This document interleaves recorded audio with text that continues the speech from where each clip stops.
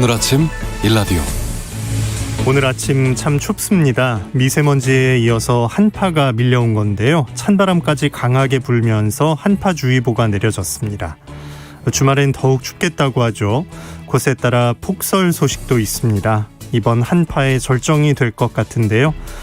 더 걱정스러운 건 다시 멈춤 상태가 된 우리의 일상입니다.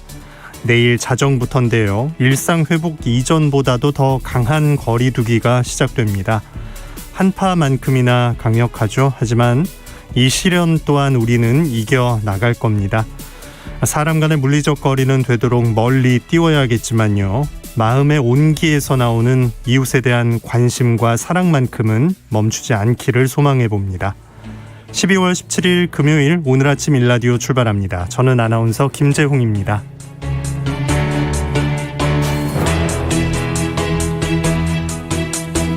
금요일은 새농퀴 당첨자 발표가 있는 날입니다. 이번 주 정답과 선물 받으실 분들을 지금 바로 알려드립니다.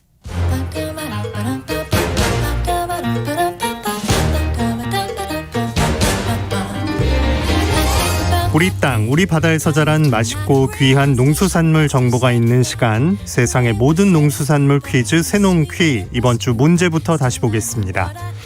가을 산행에서 쉽게 만나는 이것, 특히 출출한 겨울밤 이것으로 만든 묵은 최고의 야식이고요. 수제비나 국수를 만들어 먹어도 아주 맛이 좋습니다. 또 설사가 심할 때 이 가루를 미음에 타 먹거나 알약을 만들어 먹어도 효과가 좋다고 하죠. 참나무 속에 속하는 나무 열매의 총칭, 이것은 도토리였습니다. 맛있는 도토리, 다람쥐의 주식이기도 하니까요. 사이좋게 나눠야겠죠. 이번 주에도 많은 분들이 참여해 주셨습니다. 모두 감사합니다. 농촌진흥청에서 제공하는 웰빙 잡곡 세트 9344번을 비롯한 3분께 보내드리고요. 7059-2531번을 비롯한 17분께는 모바일 커피 쿠폰 보내드리겠습니다. 당첨되신 분들의 번호는 오늘 아침 일라디오 홈페이지 공지사항 게시판에 올려놓겠습니다. 또 개별적으로 연락드리고 있으니까요. 기다려주시기 바랍니다. 우리 농수산물에 대한 다양한 정보가 있는 시간, 세상의 모든 농수산물 퀴즈 새농퀴. 다음 주에도 풍성한 선물과 함께 돌아옵니다. 많이 참여해 주시고요. 우리 농수산물 더 많이 애용해 주시기 바랍니다.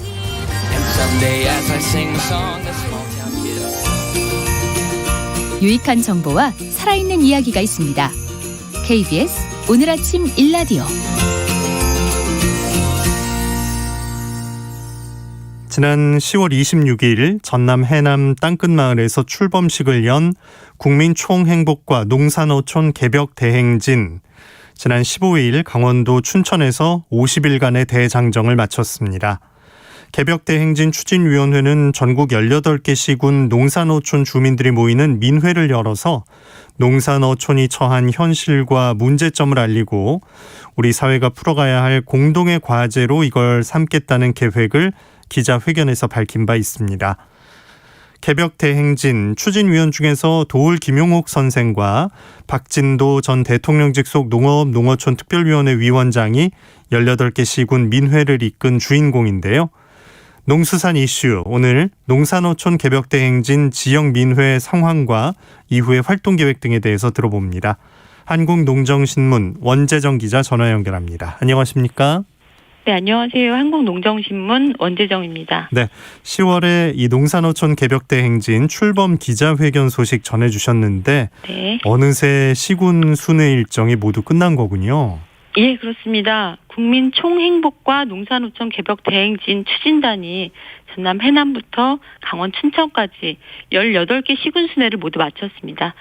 지난 10월 8일 서울 프레스센터에서 출범선언 기자회견을 열 때만 해도 이 영화배우 정우성 씨가 등장해서 언론의 집중 조명까지 받았는데요. 정우성 씨 외에도 우리 사회 저명 인사들이 개벽대행진 출범선언 기자회견장에 직접 참석하거나 또는 추진위원단 명단에 이름을 올려서 이 농업농촌 문제에 뭔가 새로운 변화, 문제 해결에 기대감을 품게 했습니다. 아시다시피 철학자인 도올 김용옥 선생과 박진도 전 대통령 직속 농업농촌 특별위원회 위원장이 18개 시군순회 간담회 모든 일정을 진두지휘했습니다. 네. 농산어촌 개벽 대행진 처음에 왜 시작하게 된 거였는지 복습 차원에서 좀 설명해 주시죠. 네, 출범 기자회견 당시 도올 김용옥 선생님이 농산어촌 개벽 대행진 선언문을 낭독했는데요. 그 내용을 요약해서 설명을 드리자면 현재 우리 사회가 지나친 성장지상주의 그리고 개발지상주의에 매몰된 나머지 농업농촌을 붕괴 직전의 위기로 몰고 갔는데요. 농촌이야말로 사라져서는 안 되는 인류의 자산이라는 점, 그리고 국가정책만 바르게 정립된다면 사람이 돌아온 농촌으로 다시 태어날 수 있다는 점을 알리면서 국민 모두를 위해서라도 농산어촌 개벽 시대를 만들자는 것이 농산어촌 개벽 대행진의 출범 취지였습니다. 특히 도올 선생과 박진도 위원장은 이번 대행진에서 3강 오략을 강조했는데요. 기후위기, 먹을거리 위기, 지역위기, 이 세 가지 위기 시대를 맞아서 이를 극복하는 농촌의 역할을 강화해야 하고 또 이를 위해서 5가지 방략이 필요하다는 것입니다. 5가지 방략은 농촌 주민의 행복권을 보장하기 위한 사회 서비스 구축, 소득 향상을 위한 공익 기여지불 확대, 누구나 먹을거리 걱정을 하지 않는 먹거리 기본법 제정, 농촌 주민수당 지급, 그리고 마지막으로 농촌 주민들이 지역의 운명을 스스로 결정하고 책임지는 주민자치 실현입니다. 네. 이렇게 정리를 쭉 해놓으니까 이 어려움에 처한 우리 농산어촌을 되살리는 핵심 지표로 이 3강 오략을 쓸 수 있겠네요. 네, 맞습니다. 농산어촌 개벽 대행진을 이끈 이 도올 김용옥 선생과 박진도 전 농특위원장은 전국 18개 시군에서 민회를 열고 농어민 그리고 지역 주민들과 다양한 이야기를 나눴는데요. 이 3강 오략의 의미와 필요성에 대한 설명은 필수였습니다. 네. 이 두 분이 찾아와서 설명을 한다. 민회 현장 분위기는 어땠을까요? 첫 일정이 지난 10월 26일 전남 해남 땅끝마을이었고요. 18개 시군의 마지막 일정이 지난 15일 강원도 춘천이었습니다. 농산어촌 개벽 대행진이 치러지는 지역의 주요 거점지를 도보로 행진한 이후에 또 지역 주민들과 마주해서 논의하는 민회, 이 2가지 형식으로 진행됐습니다. 네. 도올 김용옥 선생님 워낙 유명하신 분이라 지역에서 호응도 굉장히 뜨거웠는데요. 각 지역별 모든 일정을 취재하지 못했습니다만 유튜브 도올TV나 지역 언론기사 또 한국농정이 직접 취재한 내용들을 종합해서 말씀드리겠습니다. 네. 우선 각 그 농촌 지역은 다양한 문제점들이 산적해 있다는 것을 이번 전국 순회에서 다시 확인하는 계기가 됐는데요. 지난달 3일 대표적인 농도 전북 김제에서 열린 개벽 대행진에서는 농사를 지어서 농지를 구입하기란 이제는 불가능한 얘기다. 이런 농민들의 하소연이라든가 고령화로 마을 공동체가 무너질 지경에 처했다. 이런 실태들이 여러 주장들과 함께 나왔습니다. 네. 도올 김용옥 선생은 기후위기, 먹을거리 위기 시대에 농토를 보존하지 않으면 국가가 무너진다 하면서 농산어촌 개벽을 위해서 근원적으로는 헌법을 바꿔야 하고 또 헌법의 기본 정신을 강력한 농지보전 방향으로 재조정해야 한다 이렇게 말했고요.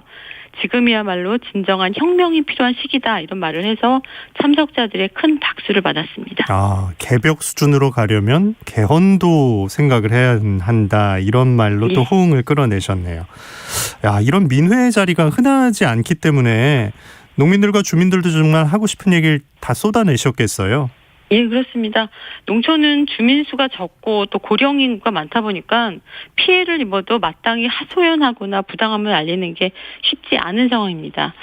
지난달 24일 경북 안동민회에서는 농업농촌 문제뿐만 아니라 환경과 지역 소멸 등 다양한 주제를 두고 논의가 이어졌습니다.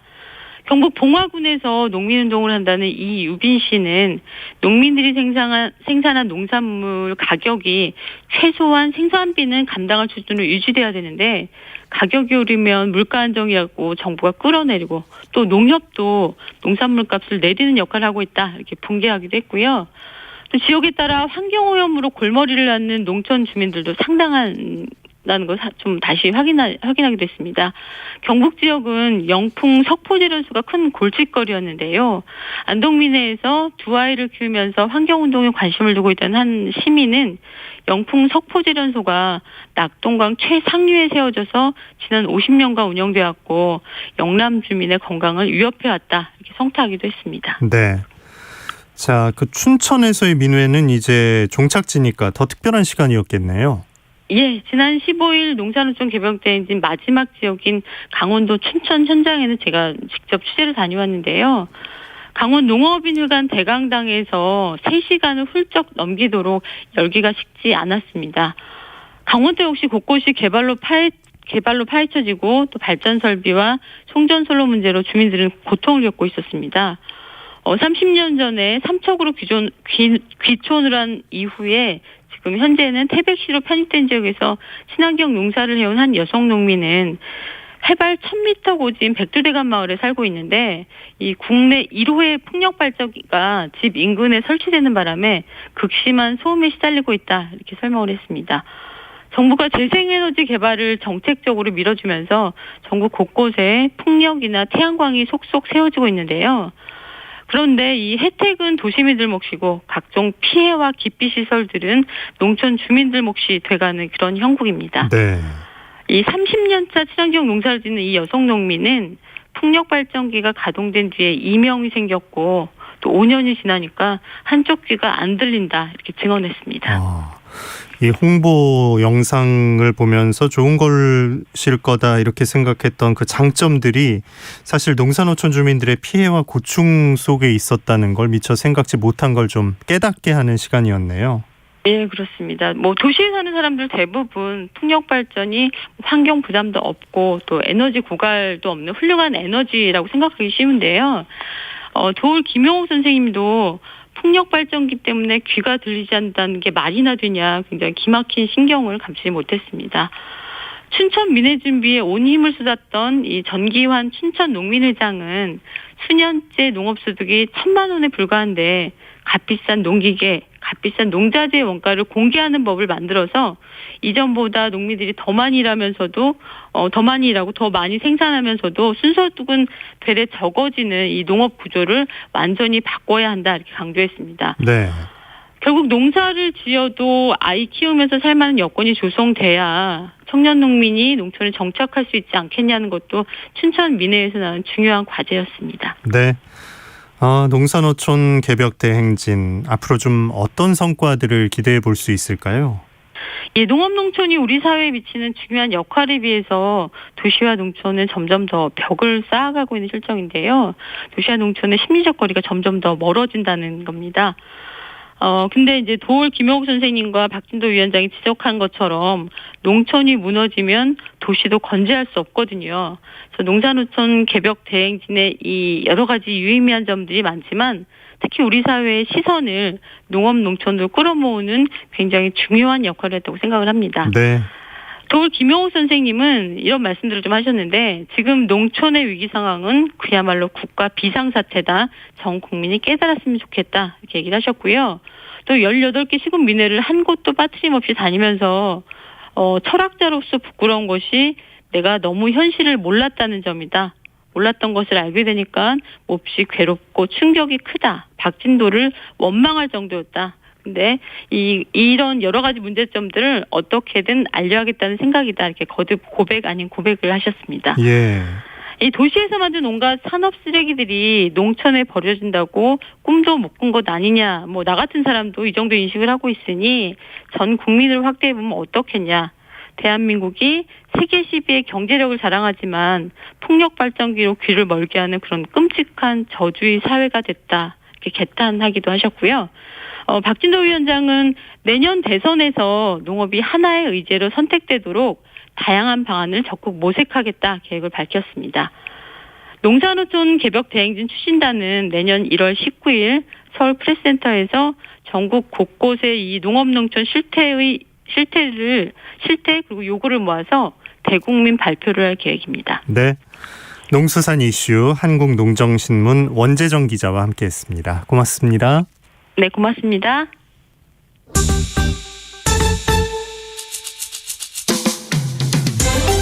활기찬 하루를 여는 오늘 아침 일라디오 건강한 아침 습관.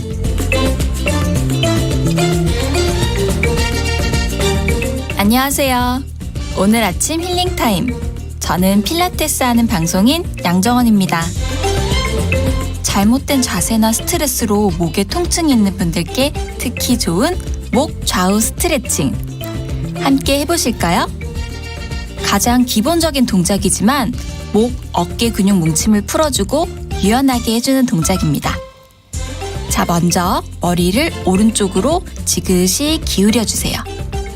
손이 자유로우신 분은 오른손으로 머리 반대쪽을 감싸고 오른쪽으로 당기듯이 지그시 눌러주세요. 이때 왼쪽 어깨가 따라 올라가지 않게 주의해주세요. 하나, 둘, 셋, 넷, 다섯. 이때 귀가 어깨에 닿는 느낌으로 쭉 늘려주세요. 자, 이제 왼쪽으로도 천천히 머리를 기울여 목을 늘려볼게요. 하나, 둘, 셋, 넷, 다섯. 가능하시면 좌우 5초간 3회씩 반복해주세요. 오늘도 여러분의 건강한 하루를 응원합니다. 저는 양필라 양정원이었습니다.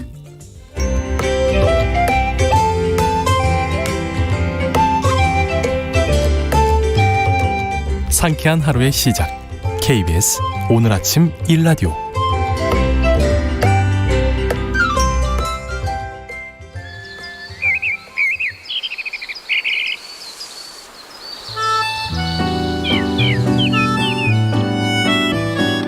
숲으로 가는 길.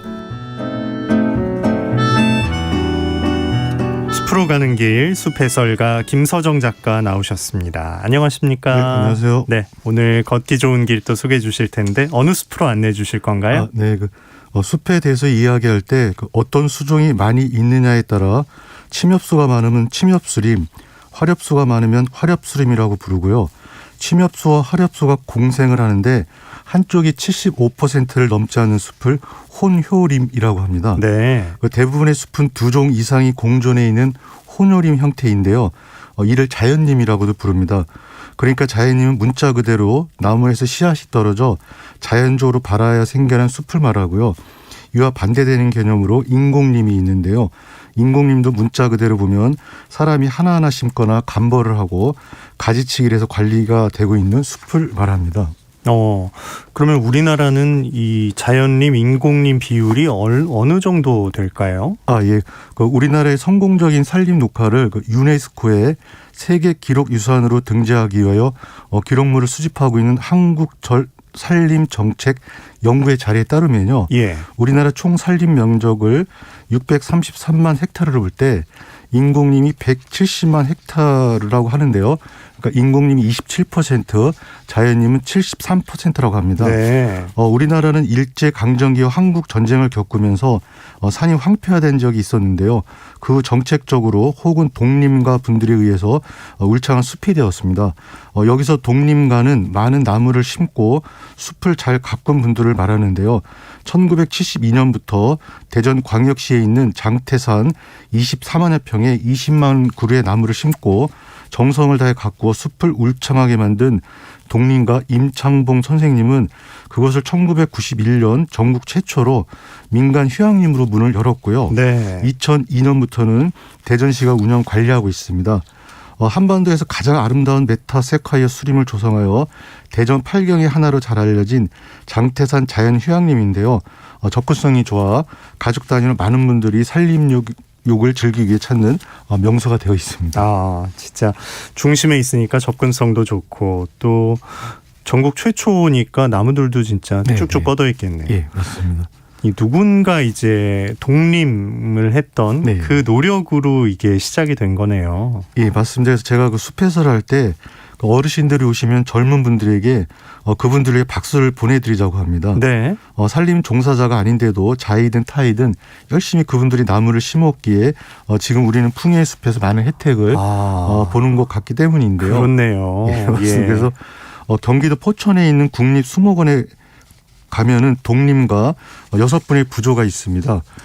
정책적으로 산림 녹화를 이끈 박정희 전 대통령, 평생을 나무 표본과 종자 수지에 바친 나무 할아버지 김이만, 척박한 땅에서 빨리 자라는 현사시 나무동 수종 개발에 평생을 바친 임목 육종학자 현신규 박사, 전 재산과 열정을 바쳐 전남 장성에 500헥타르가 넘는 삼나무와 편백림을 조성한 임종국, 천리포 수목원을 만들고 한국인으로 귀한 민병갈, 대규모 화렵단지를 조성하고 산림 보호에 기여한 SK 최종현 회장입니다. 나이 드신 분들이라면 이제 젊은 사람들이 마땅히 박수를 보내드려야 할 만큼 네. 그동안 나무를 많이 심으셨을 거고, 국립수목원에 가면 이 6분을 따로 기억할 만큼 네. 독림가라는 것 참 울창한 우리 숲을 볼 때마다 꼭 좀 기억해야 할 것 같습니다. 장태산 자연휴양림, 여기선 어떤 나무를 소개해 주실 건가요? 네, 그 굴참나무인데요. 예. 그 전에 이전 방송에서 소개해드렸지만 그곳에 가장 아름다운 풍경을 만들고 있는 메타세카를 먼저 말씀드리고 다음에 굴참나무를 소개해드리겠습니다. 그곳 메타세카이어는 1973년부터 심어진 나무들이라고 하고요. 가슴 높이 정도의 지름이 최대 79cm가 되는 나무도 있고요. 높이는 최대 38m에 이르기도 합니다. 이 나무들이 6,300여 그루 정도 있다는데요. 야. 안내판에 있는 메타세카이어 이야기를 보면요. 메타세카이어는 뒤나중을 뜻하는 메타와 북미 캘리포니아주 인근에 서식하는 세계에서 제일 큰 나무 중 하나인 세쿼이어의 합성어이고요. 이 세쿼이어는 인디언 체로아키족으로 문자를 만든 세쿼이어라는 현자를 가리키는 말입니다. 화석으로만 존재했다고 알려진 나무가 1941년 중국에서 발견되어 살아있는 화석으로 분류하기 시작했습니다. 그리고 우리나라의 경우는 경상북도 포항 근처에서 메타세쿼이어 비슷한 화석 식물인 메타세쿼이어 오키덴탈리스가 발견되는 내용도 있었습니다. 네. 요즘은 이제 안내판이 잘 돼 있으니까 풍경과 함께 좀 안내판도 한 번씩 읽어보시고 주변 보시면 좋을 것 같습니다. 네. 굴참나무 소개해 주세요. 예. 이 굴참나무는 도토리가 열리는 참나무과 낙엽 교목으로 높이 30m, 지름 1m까지 자라는 나무인데요. 중국, 일본에서도 잘 자라고요. 우리나라에서는 북쪽인 함북과 남쪽인 제주도를 제외한 전국에서 잘 자라는 나무입니다. 장태산 자연휴양림에 들어가서 이국적인 풍경의 메타세카이어 숲을 보다가 우선은 장태산 전체 모습을 보고 싶어 반대 방향인 산 정상으로 갔는데요. 예. 가는 길과 정상 주변 그리고 다른 방향으로 내려오는 길에서 굴참나무를 많이 만났습니다. 이 굴참나무는 음지에서는 생장이 약한 양수이지만요. 맹하려 그러니까 줄기가 꺾이거나 손상이 가더라도 그 부분에서 새롭게 숨은 싹이 자라나는 능력이 강해 딱히 조건을 가리지 않고 잘 자란 나무입니다. 네. 이 성장이 빠른 편인 굴참나무는 그래도 남양 산허리 쪽에 약간 건조한 곳을 좋아하는데요. 참나무 종류인 신갈나무보다는 낮고 상수리보다는 해발 고도가 높은 50에서 1200m 지역에서 볼 수 있는 우리나라 참나무입니다. 그렇군요. 굴참나무. 어디서나 이제 좀 만날 수 있는 친숙한 나무일 텐데 겨울에는 어떻게 알아볼 수 있을까요? 네. 눈 높이 있는 나무 껍질입니다. 굴참나무 나무 껍질은 회백색을 띠고 있는데요. 다른 나무와 달리 두꺼운 코르크가 발달되어 있습니다. 코르크는 나무 겉껍질과 속껍질 사이에 두꺼운 껍질층을 말하는데요. 식물의 줄기나 뿌리 주변에서 만들어지는 일종의 자기 보호 조직인 코르크의 특징은 물이나 가스, 기름 등이 통과하지 못하고요. 물에 뜨는 성질을 가지고 있는데요. 예. 굴참나무의 코르크는 말씀드린 대로 두껍기도 하고 또 다른 특징은 세로로 깊게 갈라진다는 것입니다. 네. 참 신기하죠. 그 유튜브 창에서 지금 그 겉껍질 모습 보실 수가 있는데 이 아까 말씀해 주신 특성 때문에 삶에 참 유용하게 쓰였을 것 같아요. 예. 이 굴참나무 이름 유래를 보면요. 세로로 불규칙하게 깊은 골이 팬다고 해서 골이 지는 나무에서 굴참나무가 되었다는데요. 경기도 지방에서는 골을 굴이라고도 부른다고 합니다. 그래서 나무 이름에서부터 나무 껍질을 강조하고 있는 굴참나무는요. 주로 산속에 많았던 너와 집에 요긴하게 쓰여 있는데요. 너와는 지붕 일대에 기와처럼 쓰는 얇은 돌 조각이나 나무 조각을 말합니다. 소나무나 전나무가 없으면 이 굴참나무에 두터운 껍질을 벗겨 지붕을 이었다고 하는데요. 네. 이런 집을 굴피집이라고 합니다. 그래서 이름만 들으면 굴피라는 이름을 가진 나무로 지었을 것 같은데요. 굴피나무는 가래가에 속하는 우리나라 나무이기는 하지만 중부지방보다는 남부지방에서 더 많이 볼 수가 있다고 합니다. 네. 굴피집의 재료는 사실은 굴참나무 껍질이었다. 네. 참 그 물도 막아주니까 비와 눈을 아주 피하게 해줬던 고마운 나무였네요. 네. 굴참나무. 다른 건 또 뭘 보고 오셨나요? 예.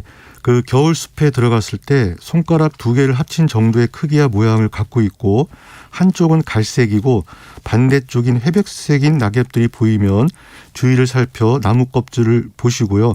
그러면 거기서 굴참나무를 만날 수 있습니다. 네. 거기에 백색 털로 덮여 있는 비늘 조각이 겨울을 나기 위해서 뭉쳐 있는 겨울눈까지 확인하시면 겨울나무 공부가 더 재밌을 것 같은데요. 네. 산행을 마치고 나서 메타세카의 숲을 본격적으로 거닐기 위해 잠시 호흡을 가다듬는데요.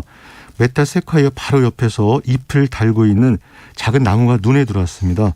메타세카이에서 떨어진 젓갈색 낙엽이 수북하게 쌓여 있는 곳에서 자라고 있는 나무가 너무나 인상적이어서 알아보니 감태나무였습니다. 그래서 감태나무를 소개해드리겠습니다. 네.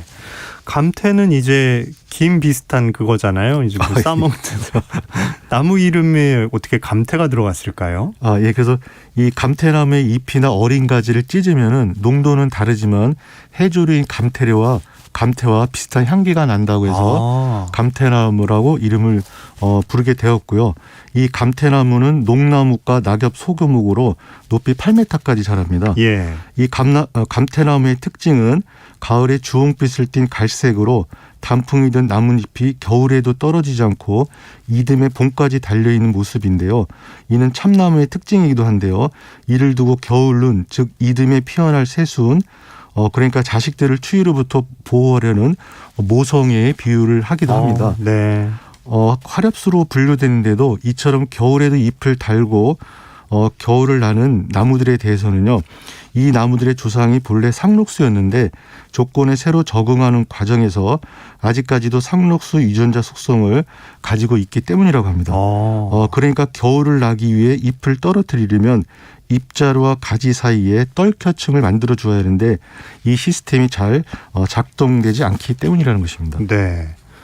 굴참나무처럼 감태나무도 그 특징을 좀 기억해두면 알아보기 쉬울 것 같은데 우리 일상에서 감태나무는 어떻게 쓰였던가요? 예. 지난 시간에 그 대추나무 이야기를 하면서 나쁜 기운을 물리쳐 준다는 벼락 맞은 대추나무 이야기를 했었는데요. 네. 이를 벽조목이라고 하고요. 이 나무로 도장과 염주를 만들었다고 합니다. 네. 벼락 맞은 감태나무는 연수목이라고 하는데요. 벼락을 맞은 감태나무는 용의 눈과 같은 특이한 모양이 생겨 어르신들에게 필요한 지팡이를 만들어 드렸답니다. 네. 이 지팡이 또한 악기를 물리치고 행운을 가져다 준다는 것인데요. 한국임업진흥원 시험평가팀에 따르면요. 나무가 벼락을 맞으면 영양물질의 이동과 저장을 담당하는 방사 조직이 파괴되고요. 그래서 형성층에서 세포 분열에 필요한 영양원은 활용되지 못하여 성장이 저하되고 서서히 고사하게 된답니다. 네. 그러니까 나무가 벼락을 맞아서 달라진다는 이야기는 과학적으로는 성립되기 어려운 이야기인 것 같습니다. 근데 뭐가 좀 특별하게 느껴지긴 하잖아요. 예. 이게 좀 오랫동안 그 느껴온 그 부분을 과학이라는 걸로 좀 설명하기는 또 쉽지 않은 것 같아요. 예, 맞습니다. 그래서 이 과학은 새로운 설명은 가져다 주지만 오래된 우리의 정서를 금방 바꾸기는 네. 어려울 것 같습니다. 그래서 자연과 함께하는 삶이 우리의 정서를 안정적으로 만들어주는 것 같은데요. 키가 큰 메타세카이아 옆에서 올라가고 있는 키 작은 감태나무가 잘 자라길 바라면서 메타세카이아 숲을 걸었습니다. 이 장태산 자연휴양림 메타세카이아 숲에는 이 출렁다리가 놓여 있어서 그곳을 거닐면 우리 사람으로 치면 사람 목 부분을 걷는 듯한 느낌이 들었습니다. 평소 자세히 볼 수 없었던 메타세카이아의 꼭대기를 눈높이로 볼 수 있어서 자세히 들여다보니까 어린 가지에 붙어있는 갈색의 작은 숫꽃눈이 앙증맞고 귀여웠습니다. 예. 나무 종이 많은 자연림에 비중을 두어야 한다. 나무 종은 단순하지만 그래도 우리가 가꾸는 인공림도 필요하다. 여러 의견이 있지만요. 나무를 정성스레 가꾼 독림과 분들을 기억하며 이 겨울도 나무와 가까이 지내면 좋겠습니다. 네. 숲으로 가는 길 숲해설가 김서정 작가와 함께했습니다. 고맙습니다. 네, 감사합니다. 자, 오늘 아침 두툼한 외투 챙기셔야겠습니다. 기온이 어제보다 3도에서 9도가량 낮습니다. 수도권 강원도에 현재 한파주의보 발효 중이고요. 해상에는 풍랑주의보, 해안가와 제주도엔 강풍주의보가 내려졌습니다. 오늘 서울의 아침 기온이 영하 5도, 춘천 영하 6도, 대전 영하 2도 수준이고요. 낮 기온도 어제보다 5도에서 13도가량 낮겠습니다. 찬바람 불면서 낮 기온도 많이 오르지 않는데요. 오늘 낮 기온 서울 영하 4도, 대전 영하 1도, 대구는 영상 2도로 예상됩니다. 대체로 흐린 가운데 충청, 호남, 제주도엔 눈이 내리겠습니다. 호남에는 특히 최고 15cm의 폭설이 쏟아지겠고요. 충남 서해안과 제주 산간에도 최고 8cm의 많은 눈이 내리겠습니다. 자, 오늘 오전 6시 22분에 제주 서귀포시 부근 해역에서 규모 3.2의 지진이 발생했습니다. 지진 진앙은 제주 서귀포시에서 서남서쪽으로 38km 떨어진 해역이고요. 진원의 깊이는 18km로 분석됐습니다. 기상청은 지진 발생 인근 지역에선 지진동을 느낄 수 있다며 안전에 유의해달라고 밝혔습니다. 오늘 아침 일라디오 듣고 계십니다. 지금 시각 6시 45분입니다.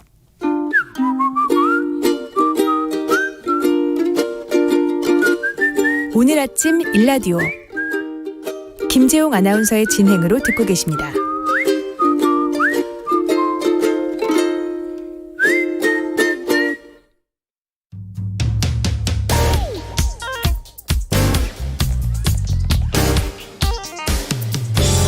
오늘 아침 뉴스 브리핑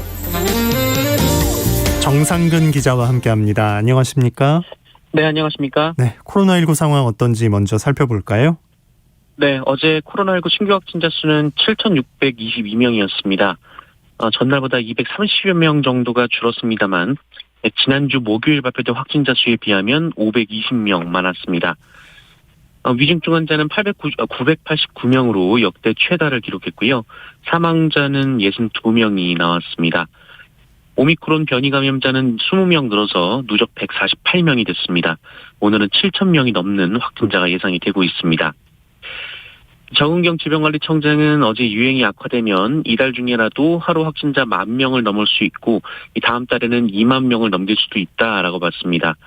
위중증 환자도 상황이 악화될 경우 1,800명에서 1,900명까지 발생할 수 있다라고 봤습니다. 네, 정부가 사회적 거리두기 방침을 발표했죠? 네, 정부는 내일부터 1월 2일까지 적용되는 사회적 거리두기 조정안을 발표했습니다. 이에 따르면 이제 전국의 사적 모임 허용 인원이 4인으로 제한이 됩니다. 동거 가족은 예외고요. 돌봄이 필요한 아동이나 노인, 장애인 등도 제한에서 예외가 됩니다. 영업시간 제한도 부활했습니다. 이 마스크를 벗고 이용하는 전국의 식당과 카페 등은 오후 9시까지만 영업할 수 있고요. 방역 패스도 강화돼서 백신을 접종하지 않은 분들은 무조건 혼자 이용을 하거나 포장 배달만 이용할 수 있습니다. 이 마스크 착용이 가능한 영화관이나 공연장, PC방 등은 밤 10시까지로 영업을 제한하되 청소년 입시학원은 예외로 두기로 했고요. 이 미접종자가 포함된 대규모 행사, 집회 허용 인원은 50인 미만으로 접종 완료자만 포함한 행사라고 하더라도 300인까지 제한됩니다. 논란의 종교시설은 오늘 방침이 발표될 것으로 보입니다. 그렇군요. 그 전면 등교는 어떻게 되나요? 전면 등교도 교육부가 중단을 시켰습니다. 초등학교는 6분의 5, 중학교는 3분의 2로 밀집도를 제한을 해야 합니다. 대학도 겨울 계절학기 수업 중 이 대규모 강의 등을 비대면으로 전환을 해야 합니다. 구체적으로 말씀드리면 초등학교 1, 2학년은 매일 등교하고요. 3에서 6학년은 4분의 3만 등교하도록 합니다. 중고등학교는 3분의 2만 등교하고요. 유치원과 특수학교, 소규모 학교, 농산어촌학교는 전면 등교를 유지하면서 돌봄은 정상 운영합니다. 다만 각 교육청은 지역별 상황에 따라 교육부 협의를 거쳐서 밀집도를 탄력적으로 조정할 수 있게 했고요. 학교 단위로 예방접종을 할 경우 이를 위해 등교하는 학생은 밀집도 산정에서 제외가 됩니다. 대다수 학교는 이번 달 마지막 주에 겨울방학에 도입합니다만 아직 기말고사를 치르지 않은 경우 학년별로 고사 시간을 나눠서 운영하도록 권장했습니다. 졸업식 등 학내외 행사는 가급적 원격으로 운영하고 대면 활동이 필요한 경우 학급 단위로 최소한 규모로 운영하도록 했습니다. 네. 전국의 식당 카페 오후 9시까지인데 자영업자들에 대한 손실 지원을 정치권에서 본격 논의해야겠네요. 네, 정부는 방역 지침 강화와 함께 손실 보상을 두텁게 한다라는 계획인데요. 일단 정부가 고려 중인 것은 내년 설 연휴 전에 방역지원금이란 이름의 현금을 주고 2월 중에 손실을 계산해서 보상금을 따로 주겠다라는 방안인 것으로 전해졌습니다. 이 방역지원금은 지난 7월 이 5차 재난지원금 때처럼 영업제한 강도와 업종, 매출 규모에 따라서 대상을 나눠서 현금을 주는 방식이 될 것으로 보이는데요. 이에 대한 재원은 3조 9천억 원 규모의 예비비를 끌어 쓴다는 방침입니다. 또 올 4분기 거리두기 강화로 입은 손실을 내년 2월에 보상금으로 준다는 방침인데요. 이 방역 지침이 내려진 45일 정도를 산정해서 계산하고 기존의 10만 원 하한액을 50만 원으로 올릴 것으로 보입니다. 하지만 여당은 이 매출 감소분을 다 보상해 주자라는 입장인 반면 정부는 줄어든 이익만 따져서 보상하는 현행 방식을 고수하고 있습니다. 한편 국민의힘 김종인 총괄선대위원장은 정부가 필요하면 추경을 생각해 볼 수 있다라고 밝혔는데요. 다만 이재명 민주당 후보가 주장한 선지급 후 정산에 대해서는 말이야 쉽게 할 수 있지만 그렇게 간단하게 될 수 있는 문제에 될 수 있는 게 아니다라고 밝혔습니다. 네. 어제는 이재명 민주당 후보 아들의 불법 도박 사실이 드러나서 논란이 있었죠. 네, 이재명 민주당 후보 장남 29살 이모 씨가 지난 2019년부터 2020년까지 상습적으로 불법 도박을 한 사실이 드러났습니다. 이모 씨는 미국에 서버를 두고 있는 한 온라인 포커 커뮤니티 사이트 게시판에 이기고 싶다라는 닉네임으로 200여 개의 글을 올렸다고 하는데요. 이 글에서 이 씨는 불법 도박으로 돈을 따고 잃은 경험을 올렸고 이 불법으로 개장한 도박장에 드나든 후기도 여러 차례 남겼고요. 온라인 도박 코인 구매 판매 글도 100건 넘게 올렸다고 합니다. 이재명 후보는 직접 사실을 시인하고 사과했습니다. 이재명 후보는 아들의 못난 행동에 실망하셨을 분들께 아비로서 아들과 함께 머리 숙여 사과드린다라면서 아들도 자신이 한 행동을 크게 반성하고 있고 온당히 책임지는 자세가 괴로움을 더는 길이라고 일러주었다라고 밝혔습니다. 또한 대선 주자 가족에 대한 무한 검증은 불가피한 것이다라면서 아들이 형사처벌 사유가 된다면 당연히 책임져야 하는 것이다라고 말했습니다. 한편 이재명 후보 장남은 이 마사지 업체 후기 글을 커뮤니티에 남기기도 했는데요. 해당 업소가 성매매 업소 아니냐라는 의혹도 제기됐습니다. 민주당은 성매매를 한 것은 아니라고 밝혔습니다. 네. 국민의힘에선 김건희 씨 관련 논란이 계속 이어지고 있죠. 네, 김건희 씨의 허위 이력 의혹이 계속 제기되고 있습니다.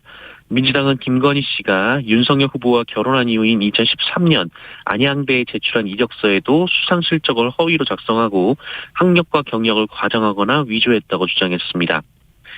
한겨레도 김건희 씨가 2001년 한림성신대 강사 인용을 위해 제출한 이력서에 1995년 미술 세계 대상전에서 우수상을 받았다고 수상 경력을 적었으나 당시 당선자 명단에는 김건희 씨의 이름이 없다며 추가 의혹을 제기했습니다.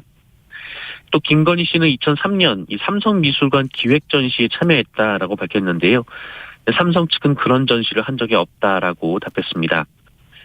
윤석열 후보는 국민 눈높이에 미흡한 점에 대해 늘 죄송한 마음이라고 했습니다만 오래된 일이라 이 진상 확인에 시간이 걸린다라면서 사실관계에 앞서 사과에 앞서 이 사실관계 파악이 우선이다라고 말했고요. 이 상대의 과도한 공세에는 팩트 체크가 필요하다라고도 밝혔습니다. 네. 자, 현대중공업 노조가 통상임금 소송에서 승소했다고요? 네, 대법원 3부는 어제 이 현대중공업 노조원 10명이 회사를 상대로 낸 임금소송 상고심에서 원고 청구를 기각한 원심을 깨고 사건을 부산고법으로 돌려보냈습니다. 이 판례가 앞으로 많은 노동자들에게 영향을 줄 것으로 보이는데요. 이 재판의 장점은 우선 이 명절 상여금을 통상임금에 포함시킬 것인가 여부인데 이것은 포함시켜야 한다라고 대법원이 판단했습니다. 그리고 가장 큰 쟁점이 이 신의성실의 원칙이란 것이었는데요. 2013년 이 대법원이 고정적인 상여금은 통상임금에 포함시켜야 한다라고 판결을 했고, 이에 현대중공업 노동자들이 통상임금 상승에 따라서 기존 수당 등에 대한 소급분을 달라라고 소송을 내면서 이 재판이 시작이 됐습니다. 1심에서는 노동자들이 이겼는데 2심에서는 사측이 이겼습니다. 그리고 2심 재판부가 얘기한 것이 바로 이 신의성실의 원칙인데, 만약에 과거의 소급분 때문에 회사의 경영이 어려워질 수 있다면 돈을 안 줘도 된다라는 판결이었습니다. 하지만 대법원은 이 경영 악화 책임을 노동자들에게만 돌리는 건 부당하다라고 봤고요. 이 소급분을 지급한다고 현대중공업의 경영상 위기가 초래되는 것도 아니라며 이 신의성실의 원칙에 대해서 판단을 달리했습니다. 네. 자, 이제 겨울철 화재 걱정이 좀 많아지는 시기인데 최신 소방 장비가 국내에 들어왔다고요? 네, 이 불이 났을 때 멀리서도 불을 쉽게 끌 수 있는 물대포가 우리나라에 처음으로 배치가 됐습니다. 대용량 방사포로 불리는 물대포인데요. 1분에 무려 7만 5천 리터의 물을 쏠 수 있고, 이 정도는 대형 소방차 26대가 동시에 뿌리는 양입니다. 게다가 130m까지 멀리 쏠 수 있고요. 바다나 호수에 담그면 계속 물을 쏠 수 있습니다.